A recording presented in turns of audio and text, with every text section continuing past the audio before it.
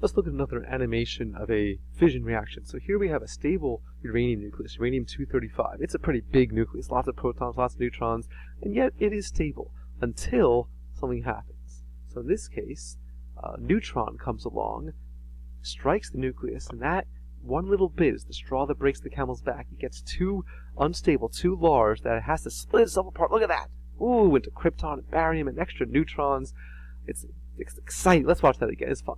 Okay? One more time. So it's stable, even though it's really big, but one more neutron is all it takes, and now it becomes unstable, and it turns green and angry like the Hulk. Right? Look at this. And then it explodes apart. But look what's coming out here. Extra neutrons. See, that's kind of interesting, that we needed a neutron to start the reaction, and this one also produces more neutrons. Here's another way to look at it. Let's say we have a whole bunch of uranium nuclei. They're all stable. That's uranium-235, just like in the animation we just saw. With this gun, I'm going to shoot just one of them with a neutron. Let's watch what happens. With every disintegration of a uranium nucleus, 3 more neutrons are produced to strike other uranium nuclei, and we get what's called a chain reaction. And very quickly, a lot of these nuclei become unstable. Missed a couple. Let's see, can I get them? Let's see, can I fire this one? Fire, let's see if I can hit it. No, but didn't get the other one. Let's see if I can get that one. I think I'm going to miss. Let's find this one. I just missed that one. Let's see if I can get it now. The point being that with just the addition of one extra neutron, 3 more neutrons are created, which then creates a self-sustaining reaction. And since it's releasing a lot of energy with every single reaction, the energy content of this just explodes. It just gets huge. Now, if we control this, we have a nuclear reactor. A nuclear reactor uses uranium-235. We fire neutrons into it, but then we have these things that are called control rods. The control rods will absorb some of the neutrons. So let's start off with the control rods all the way out of this. We're going to fire some neutrons in, start off a chain reaction, and we can see the power is increasing. We're getting larger and larger. Increase of energy. Energy is being produced. Look at this. More and more reactions are happening. Looking good, looking good. Alright, let's say if I want to control this, because maybe it's getting a little too fast, I put these control rods in. That's going to absorb some of these neutrons and slow down the rate of the reaction. Put it a little bit farther, like so. Because now we're down to a manageable level, and I could take these control rods out, speed up the reaction again. Here it goes. Power is increasing. Things are looking good. But if ever this power gets too much, if it's happening too quickly, I put those control rods back in, slow down that reaction to manageable ranges, and that's how a nuclear reactor happens.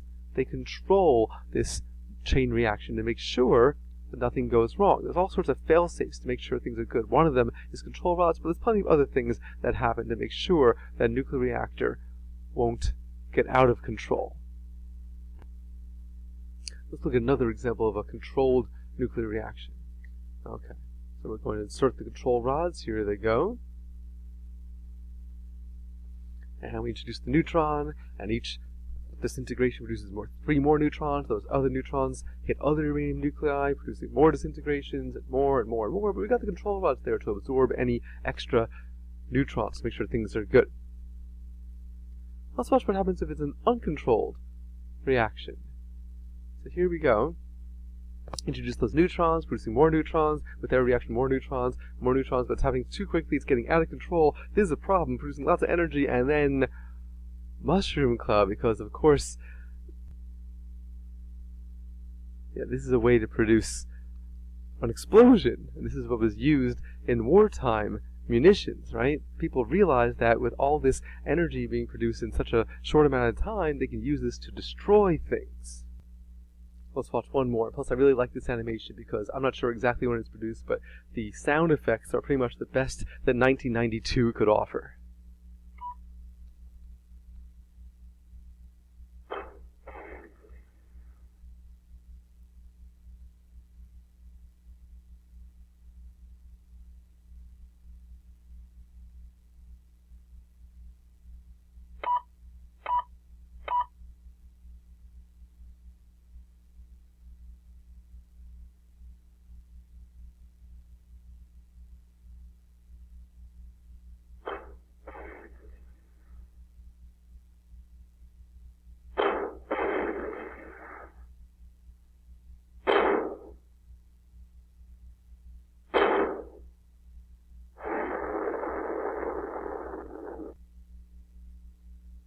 So let's go back to our notes here on categories of nuclear reactions. We'll add chain reactions to a type of nuclear reaction. It's sort of self-sustaining idea. Specifically, in this case, we're using uranium, but there's other ways to do a chain reaction. But basically, there are two types of chain reactions, controlled and uncontrolled. A controlled chain reaction is a nuclear reactor, where we specifically choose the material so that whatever is produced in the reaction then creates the next reaction over and over again, but we have some sort of fail-safes there. And again, in a nuclear reactor, there's all sorts of control methods to make sure nothing goes wrong.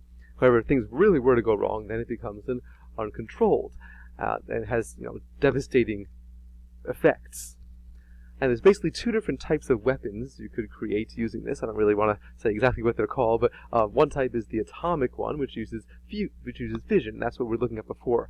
An atomic weapon has uranium in it, and when it detonates, it introduces those extra neutrons, and that starts the chain reaction. With every successive reaction, more neutrons are produced, and then more and more reactions happen, and very quickly it gets out of control, producing huge amounts of devastation, which is horrifying. And then there's the hydrogen one. Now, hydrogen one uses a fusion reaction between hydrogen atoms, but to get those hydrogen nuclei together, remember that's what happens inside a star. The hydrogen nuclei do not want to get fused because they're both positive nuclei. Fusion reaction takes a tremendous amount of energy to jumpstart. The way to get it to start is by using a fission reaction. So a hydrogen weapon actually has an atomic one in it. And so when it hits the target, first what happens is the uranium disintegration, producing a tremendous amount of energy, enough to kickstart the hydrogen fusion reaction, making it that much more destructive. A horrible use for physics, but unfortunately we have to talk about it because it's been used throughout history.